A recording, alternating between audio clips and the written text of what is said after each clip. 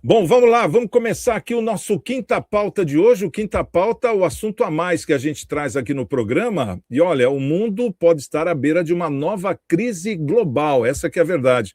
Petróleo travado, estreito estratégico parado e uma ameaça direta dos Estados Unidos ao Irã. O alerta já foi dado e pode impactar o mundo inteiro. O presidente dos Estados Unidos, Donald Trump, fez um aviso duro ontem. Se o Irã começar a cobrar pedágios no Estreito de Hormuz, a reação pode ser imediata. E não é qualquer lugar não, viu? Nós estamos falando de uma das rotas mais importantes do planeta, por onde passa uma grande parte do petróleo mundial. E o cenário é ainda mais preocupante. O tráfego de navios praticamente parou, a tensão militar continua e o cessar-fogo pode ser apenas uma ilusão. Ou seja, o risco de uma crise energética global já está na mesa. E agora entra um novo elemento nesse jogo perigoso. A China se posiciona contra os ataques que sofreu e cobra respeito à soberania do Irã. Isso eleva o conflito para outro nível, o nível das grandes potências. Bom, no nosso Quinta Pauta de hoje, vamos entender o que está acontecendo, né? E junto conosco temos aqui os nossos convidados, o nosso querido doutor Ricardo Gama, também o Marcelo Rocha e o nosso querido doutor Vicente Cassione, que vai falar conosco hoje também sobre esse assunto geopolítico. Só para a gente entender o que aconteceu de ontem para hoje. O presidente dos Estados Unidos, Donald Trump, emitiu ontem um alerta à liderança iraniana após relatos de que o país estaria considerando cobrar taxa de petroleiros para atravessar o Estreito de Hormuz. Segundo ele, há relatos de que o Irã está cobrando taxas de petroleiros que passam pelo Estreito. É melhor que não estejam fazendo isso. E se estiverem, é melhor que parem agora. Foi o que escreveu em sua publicação na rede Trust Social.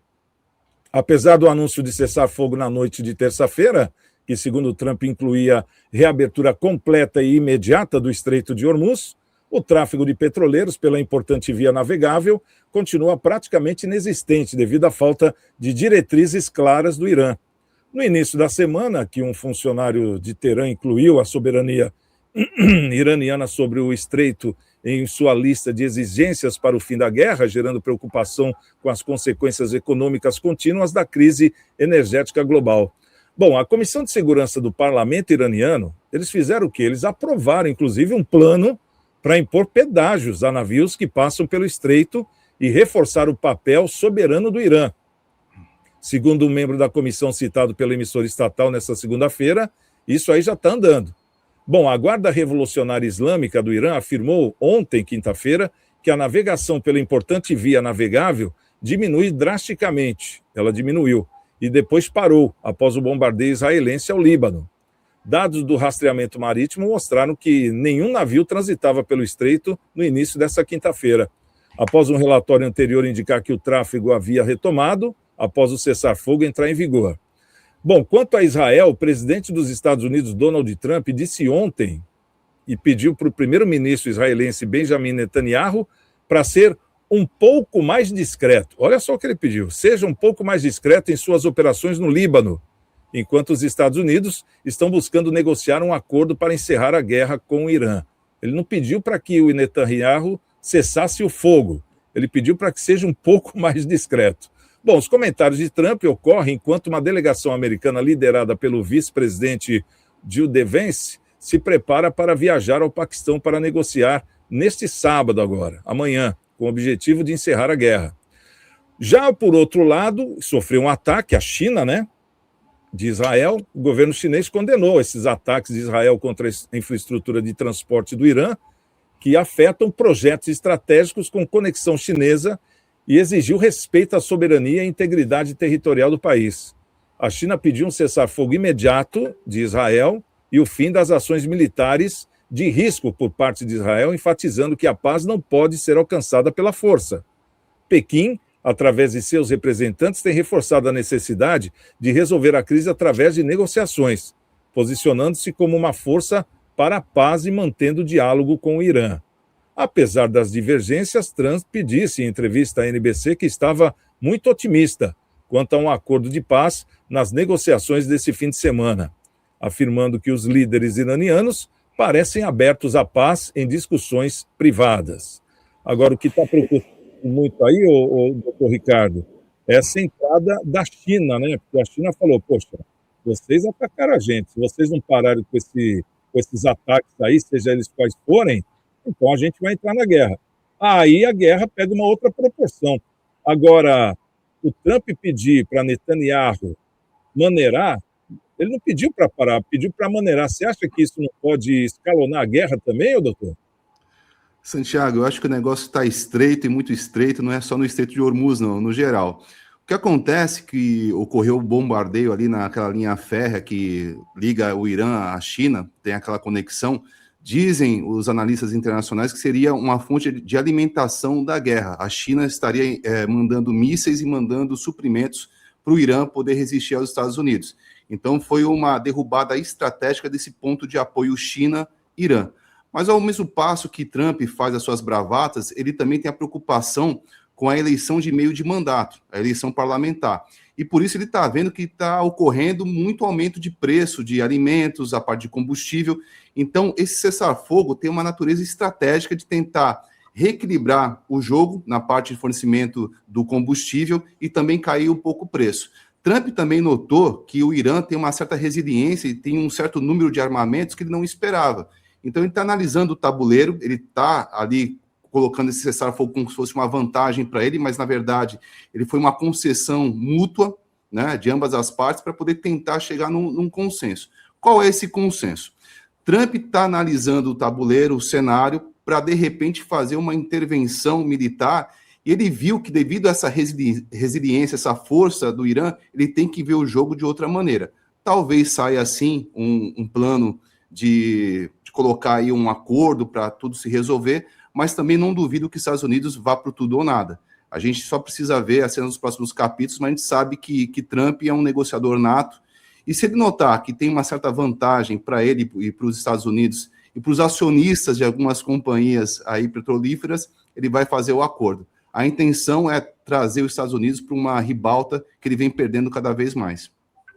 Ô Marcelo, dentro disso que o doutor Ricardo falou, que a gente concorda, né, plenamente, porque a gente está vendo uma guerra que parece um cabo de guerra mesmo, né? Um puxa de um lado, outro puxa do outro, dali a pouco entra outro. Quando os Estados Unidos saiu da guerra, Israel continuou sozinho, coisa que todo mundo esperava que não fosse acontecer, e bombardeou justamente o Netanyahu. Parece que anda brigado lá com o Trump, né? O Netanyahu, essa que é a verdade. Segundo dizem, ele até falou para o Trump, mandou um recado: é isso aqui que você tinha que ter bombardeado desde o começo. Você quer que eu faça o seu serviço? Em referência justamente a esse bombardeio aí dessa linha férrea entre Irã e China, porque, segundo Netanyahu, esses trens não transportavam somente petróleo, eles estavam transportando mísseis, né? Então, por isso que foi o primeiro ataque dele. E ele falou que tem um relatório lá de outros ataques que deveriam ser feitos para o Irã, para parar essa força, né, de ataques em Israel. Mas acontece que nós estamos falando de um cessar-fogo, numa hora onde todo mundo tem que parar, porque o que foi já foi, agora vamos parar então.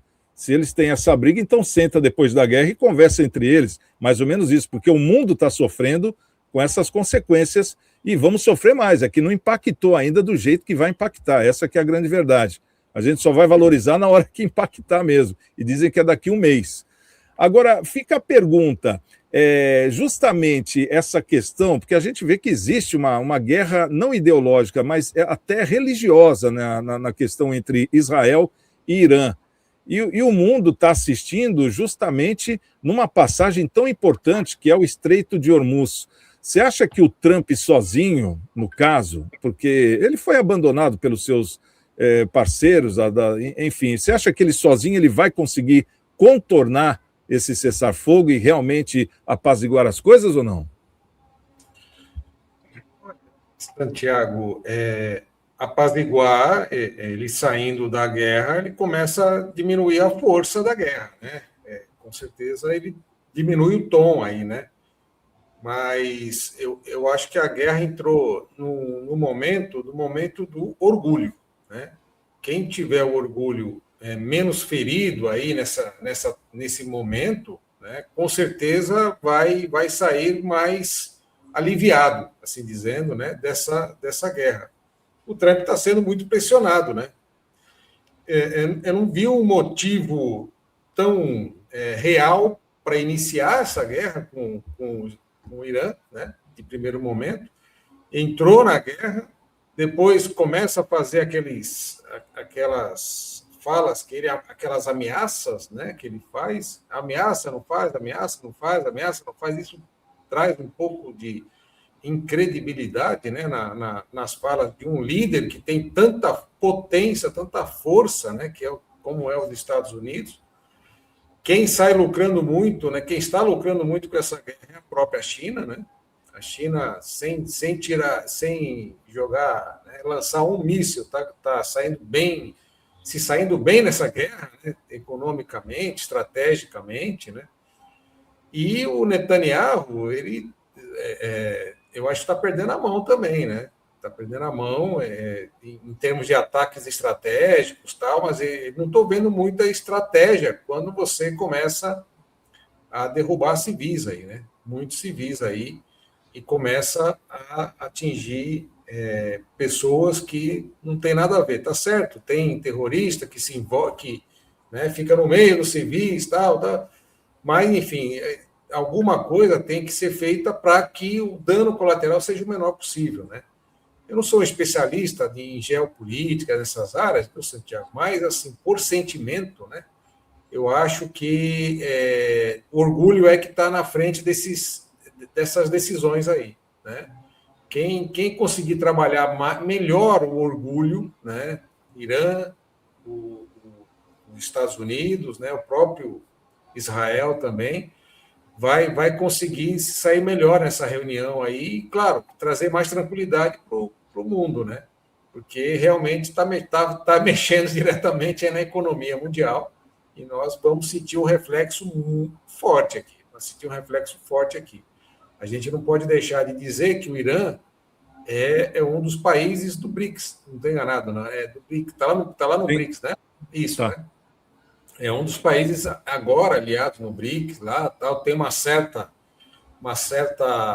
certo alinhamento aí de estratégico, econômico para o Brasil aí e tal. Então, assim, não sei, Santiago, confesso estar bem preocupado, né, no momento de eleição, onde o governo está abrindo os cofres, gastando, e a economia está bem fragilizada, né? Então, vamos acompanhar com bastante atenção os movimentos de líderes de outros países que estão influenciando dentro do nosso país. Eu estou entendendo perfeitamente o que você está falando, Marcelinho. Tomara que não venha uma marolinha, né? É isso, né?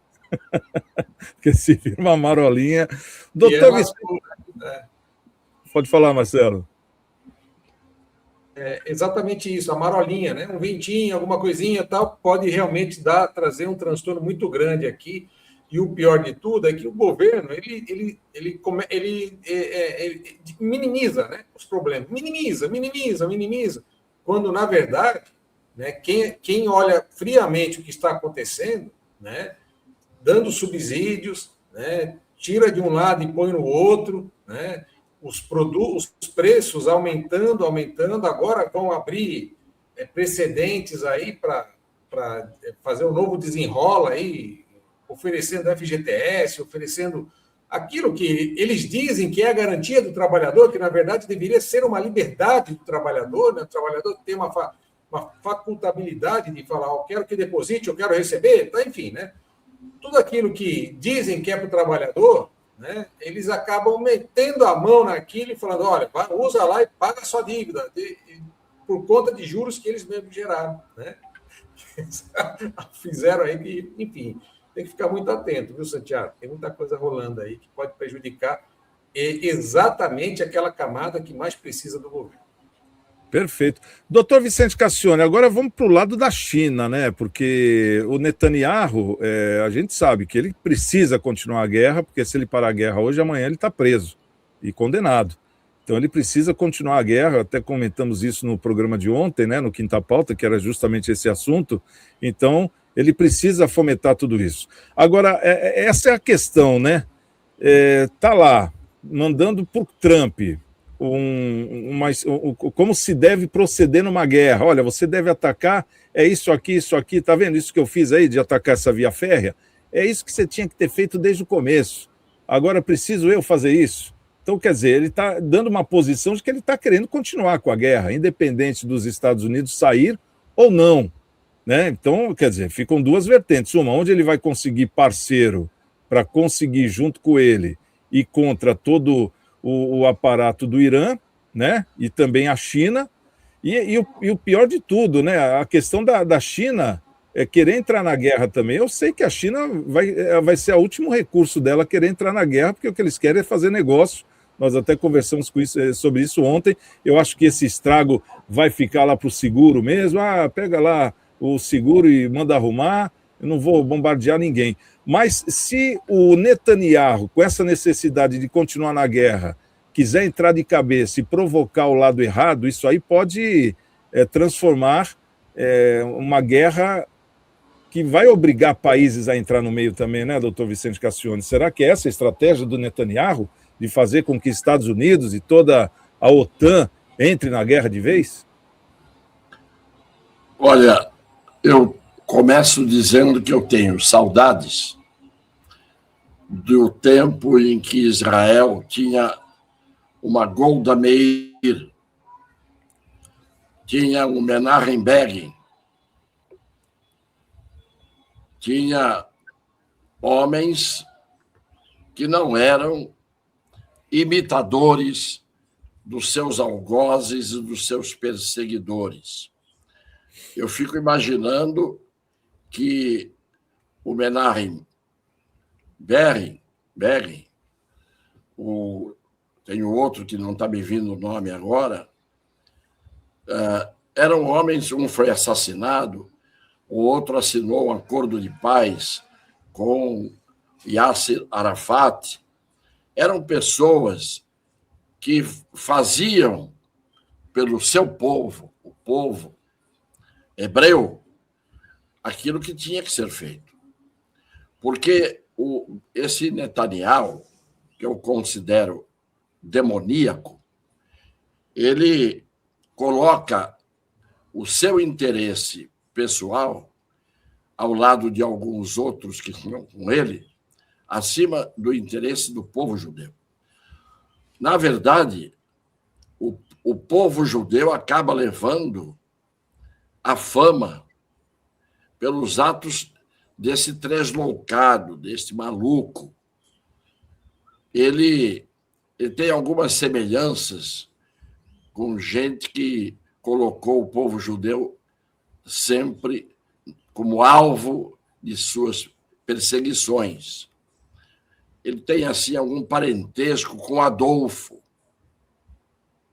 que todo mundo tem medo de dizer o sobrenome, Hitler. Esse homem é um terror. Além dele, eu estou vendo, não sei se é a idade, não sei se ele é assim de origem, eu até já fui uma pessoa que, num determinado momento, estive a favor dele, mas considero hoje outro tresloucado, outro megalomaníaco, outro desequilibrado, o Trump. Porque eles falam agora em cessar fogo. O verbo que esta gente, que atinge os patamares de poder, de dominação do mundo, o verbo que eles deveriam conjugar, se eles fossem do bem, porque o poder quase sempre está na mão dos maus. Você tem momentos em que você tem um Kennedy, tem momentos em que você tem uma Mahatma Gandhi, repito, uma Golda Meir, Menachem Begin, Yitzhak Rabin, lembrei o nome dele. Agora, como regra, você tem esses megalomaníacos, mal resolvidos, gente do mal, que eu não vou ficar citando um por um. Este é o grande problema da história da humanidade. O mal predomina, o mal dirige como regra as potências. Indiscutivelmente, o problema está no plano, inclusive, espiritual. não é só um problema de interesses econômicos ou interesses geopolíticos. A coisa é muito mais complicada. Pega aí o Estreito de Hormuz. Desde que eu era pequenininho, e faz tempo, há muito tempo que eu cresci, o Estreito de Hormuz, o Canal de Suez, até o Canal de Panamá, eles são estratégicos. E, por causa disso, deveria haver um sucedâneo, uma substituição de áreas estratégicas por outras. Eu vou dar um exemplo aqui. O Estreito de Hormuz divide o Irã de um lado e um pedaço, no final, ali do Paquistão, do Afeganistão, mas isso não interessa, o Irã de um lado e, do outro lado, a Península Arábica. Ora, todos os produtores de petróleo deste lado da Península Arábica, e eu vou citar aqui Catar, Arábia Saudita, Iêmen, Bahrein, Emirados Árabes, está tudo do outro lado. Se eles tivessem usado o dinheiro que eles têm e que sempre tiveram para fazer um imenso oleoduto ou para fazer um canal que atravessasse a península, eu sobrevoei essa península, você olha para baixo na janela do avião, é só areia. Então, você faz ali, faria um canal dentro, atravessando esses países, desde lá de cima até Omã, que é o último lá embaixo, o penúltimo são os Emirados Árabes, usavam o dinheiro para fazer um canal que não dependesse de confrontação marítima com o Irã.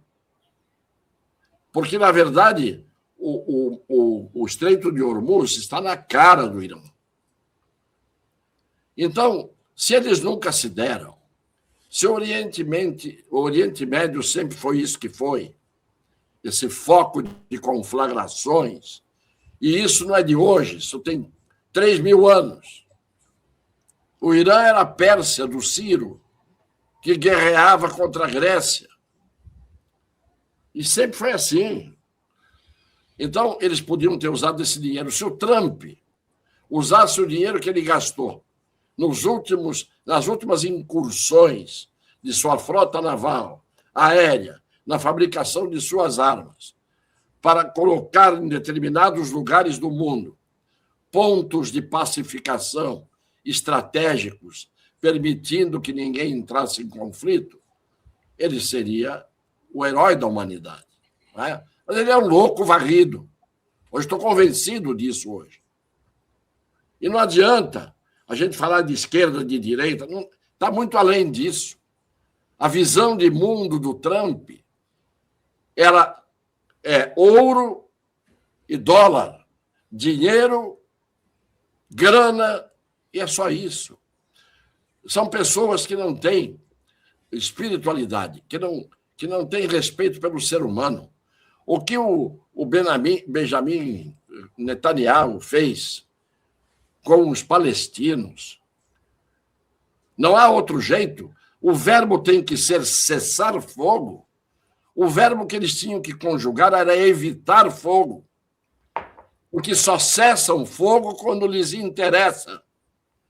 No momento em que está ardendo no céu, de alguma maneira. O povo americano já está com o saco cheio dessas coisas que as forças armadas, comandadas por loucos varridos, fazem, como fez o Bush, filho, primeiro o Bush pai na Primeira Guerra do Golfo, e o Bush filho, inventando a história das armas químicas letais do Iraque, que depois, confessadamente, os Estados Unidos disseram que o Saddam Hussein não tinha coisa nenhuma de arma química. Tudo é interesse, e interesse escuso. Aí eu entro no final, que foi a pergunta que você me fez. A China não tem retorno quem pensa que a China vai deixar de ser a potência que ela é. Ninguém tenha dúvida. Você não põe a mão num objeto da sua casa, e isso vale para o mundo todo, que não tem o DNA da China. Então, não acuem a China. Não façam isso. Porque, como o fim do mundo, na minha visão, já está com seus primeiros capítulos vivenciados atualmente, falta pouco para a gente chegar ao fim do livro, mexam com a China. O que você está vendo hoje? Ninguém mais fala da Rússia contra a Ucrânia. Ninguém toca mais nesse assunto. E os Estados Unidos não estão sofrendo e nunca sofrem no território deles. Eles brigam sempre no quintal dos outros. Tanto é verdade isso, que ele é autossuficiente em petróleo, tem o petróleo que ele já pegou da Venezuela, já resolveu o problema que ele tinha que resolver, porque o problema ali não era a ditadura do Maduro. Está lá a Venezuela do mesmo jeito. Ele queria no petróleo e ele tem. Então, ele cuida dele. Não é? Então, quando o presidente não cuida só do próprio umbigo, toma um tiro na cabeça em Dallas. É esse o problema. Essa é a minha visão de homem antigo que testemunhou tudo isso, que viveu todos esses momentos desde o início da década de 60. Eu já era adulto e eu vi tudo isso acontecer. Como disse o Ricardo hoje, com muita precisão, não é só a democracia que nos permite falar. É a coragem que a gente tem que ter de dizer certas coisas. Com democracia ou sem democracia. O que eu penso é isto. Muitas das bobagens que diziam que eu pensava comprovaram-se depois que eram visões corretas de quem observa adiante do seu nariz pelo menos um palmo. Essa é a minha visão, respeitadas as opiniões em contrário. Muito bem, doutor Vicente Cassione. Ricardo Gama, considerações finais, seu último comentário, fica à vontade. Santiago, a palavra novamente é gratidão, gratidão pela participação no programa, por ter pessoas tão ilustres aqui comentando, vendo a política, nos dando alento e uma direção para poder interpretar os fatos, como o doutor Vicente Fernandes Cassione, também o grande Marcelo Rocha, você também, que é um grande mestre de cerimônias da democracia, e a gente agradece a nossa audiência com todo afinco que está nos acompanhando até agora. E é isso, a democracia se faz com pessoas capazes, pessoas que articulam e pensam. Então, vamos pensar sempre para poder escolher certo e termos uma democracia cada vez mais saudável. Muito obrigado por tudo. Marcelo Rocha, considerações finais. Olha, agradecer mais um programa, né? É sempre uma honra, um prazer estar aqui com o doutor Vicente Cassione, né?